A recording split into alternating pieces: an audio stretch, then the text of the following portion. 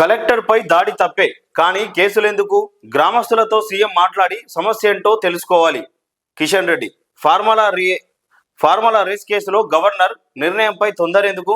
ఆలస్యమైనంత మాత్రాన BJP BRS ఒకటేనడం సరికాదు. CM Revanth మిడిమిడి జ్ఞానంతో మాట్లాడుతున్నారని ఫైర్ అయ్యాడు. అయితే నిన్న కేంద్ర మంత్రి కిషన్ రెడ్డి ప్రెస్ మీట్ లో మాట్లాడినట్టు తెలుస్తా ఉన్నది. మరి లగచర్ల గ్రామంలో కలెక్టర్పై జరిగిన ఏదైతే దాడి ఉన్నదో, సో ఆ దాడిలో మరి ఆ దాడి చేసింది తప్పే, కానీ ఆ దాడి నేపథ్యంలో ఎవరినైతే గ్రామస్తులను కానీ రైతులను కానీ అరెస్ట్ చేసి కేసులు పెడతా ఉన్నారో, మరి అది మాత్రం కరెక్ట్ కాదన్న విధంగా మాట్లాడుతూ ఉన్నారు. మరి బీజేపీ పార్టీకి సంబంధించిన వాళ్ళు కూడా వాళ్ళ పక్షాన మాట్లాడాలి కదా, రైతుల గ్రామస్తుల పక్షాన వాళ్ళ డిమాండ్లు ఏందో మీరు కూడా తెలుసుకోవాలి కదా. కానీ మీరెందుకు ఎవరు మాట్లాడతలేరు? మరి ఆ గ్రామస్తుల రైతుల తరఫున మీరు పోయి మరి వాళ్ళ సమస్యలు ఏంది, ఆ ఫార్మా కమిటీ పెడితే అసలు ఏం జరగబోతా ఉన్నదని వాళ్ళకి చెప్పాలి. మరి వాళ్ళ భూములు తీసుకొని ప్రభుత్వం ఏ రేటు ఇస్తా అంటుంది, వాళ్ళు ఎందుకు తిరగబడుతున్నారు, ఎందుకు వద్దు అని చెప్తా ఉన్నారు అనేది మరి బీజేపీ పార్టీ తరఫున మీరు కూడా తెలుసుకోవాలి కదా. మీకు ప్రజలేం తక్కువ సీట్లు ఇవ్వలేరు కదా. అసెంబ్లీలో 8 సీట్లు ఇచ్చారు, లోక్సభలో మీకు 8 సీట్లు ఇచ్చారు.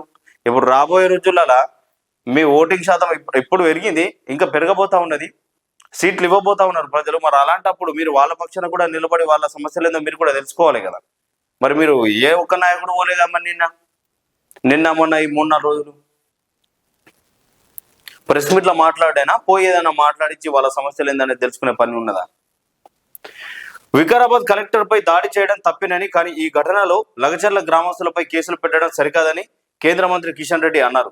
సీఎం సొంత నియోజకవర్గంలో ఈ దాడి జరిగింది.